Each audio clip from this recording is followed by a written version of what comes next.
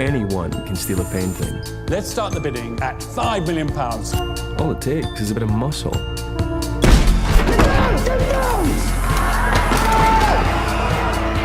But no piece of art is worth a human life. Stop right there.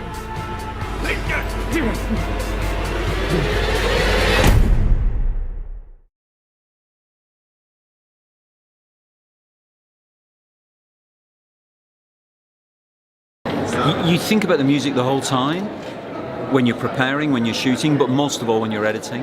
And obviously in editing you try out music, some of which you imagine will work, and some of which is a guess, you know? And that's one of the delights of working with existing music. In this it's a mixture of some existing songs and also some original music by Rick Smith from Underworld to create a kind of compelling score. But it's one of the things I enjoy most about filmmaking, is doing the music, actually. Not that I produce any myself, but I love consuming it. I listen to it all the time, you know, and it's part of everyone's library. We all carry these songs around with us. Either we've found them yet or we haven't, but it's part of the exchange of culture, isn't it? You know, moving these songs around amongst ourselves.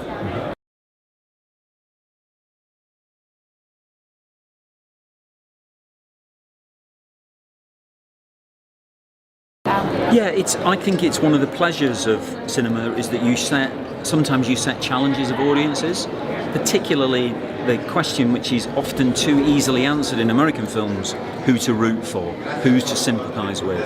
And it's wonderful to play with that so that people you think you can trust, you lose that trust or it's challenged at one point. Deeper, deeper into relaxation.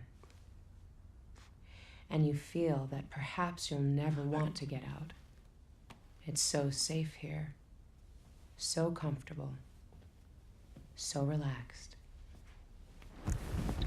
I don't want to talk to Simon anymore. What? I want to talk to the men who are listening. The men who hurt him. Oh, fuck.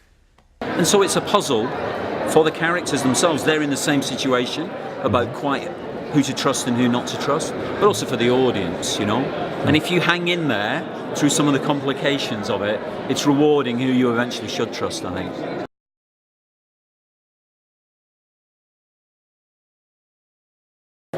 Well, we're always very conscious that we work very hard to create pleasures for an audience and challenges for an audience, so that the journey that they're going to go on is something that they won't get anywhere else, you know, and it's not something that they can anticipate. I always love that idea that you don't know quite what you're going to get when you come to one of our films. So that is part of our philosophy, really. And we always remember that people don't necessarily have to come. You work hard to make them come, and there are enormous pleasures in the movie. We try to have them in all our movies that reward those people who do come. Yeah. So yeah, and it's some of the material is dark. But I love that about adult cinema. You know, I'm worried about the health of cinema. Is that family films will be fine and they're great. There's nothing wrong with them. They're fantastic. But it's a danger. It'll only be family films and sequels. There'll be no other types of cinema anymore. So we hope to contribute to a different kind of cinema. Yeah.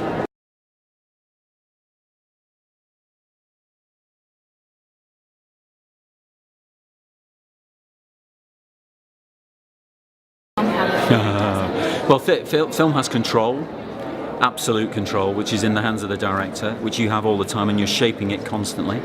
Theatre's extraordinary, and the Olympic Games is the same. It's a one-off event where the actors tell the story from beginning to end, one time only that night, and it's different every night because if they've got a cold, their throat's going, you know, if they're injured, you know, all those different things. So when you prepare theatre, you're preparing actors not to achieve something, you're preparing them for a journey they're going to go on without you, which is to tell the story every night. Film's different. You push them to provide one thing, one moment for you, which you can capture on film, and then you have it forever and you can manipulate it.